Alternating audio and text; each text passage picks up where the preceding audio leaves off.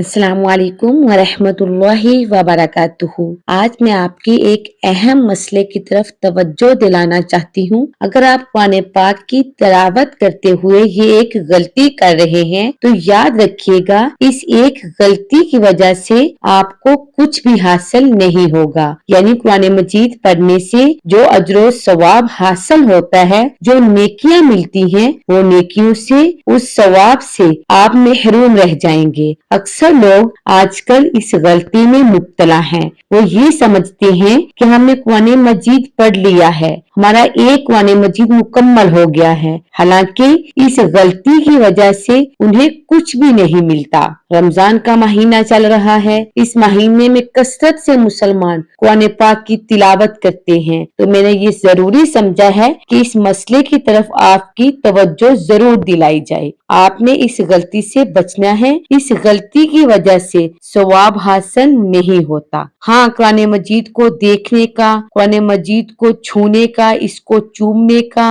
कुरान मजीद की जियारत करने पर जो अजरो सवाब है वो तो उन्हें जरूर हासिल होगा, लेकिन पढ़ने पर जो सवाब है वो उनको नहीं मिलेगा, जो ये गलती करते हैं। सबसे पहले मैं आपको हदीस बताती हूँ। हजरत अब्दुल्ला बिन मसूद रजी अल्लाह तआला अन्हु से रवायत है कि फरमाने मुस्तफा है, जो शख्स कुरान मजीद का एक हरफ पढ़े उसको 10 नेकियां मिलती हैं। मजीद वजाहत के लिए आप सल्लल्लाहु अलैहि वसल्लम ने इरशाद फरमाया, मैं ये नहीं कहता कि अलिफ लाम मीम एक हरफ है, बल्कि अलिफ एक, लाम एक और मीम एक, ये 3 लफ्ज हैं। अलिफ लाम मीम पढ़ने वाला बंदा 30 नेकियों का मुस्तहिक है। लेकिन आजकल लोग ये गलती करते हैं कि वो कुरान पाक पढ़ते नहीं हैं, बल्कि कुरान पाक सामने खुला हुआ होता है, वो खामोशी के साथ पढ़ रहे होते हैं, उसे देख रहे होते हैं। अगर उनसे पूछा जाए कि आप पढ़ नहीं रहे, वो कहते हैं हम दिल ही में पढ़ रहे हैं। याद रखिएगा, दिल में पढ़ना नहीं कहते। पढ़ना किसको कहते हैं? जो अजरो सवाब बयान किया गया है,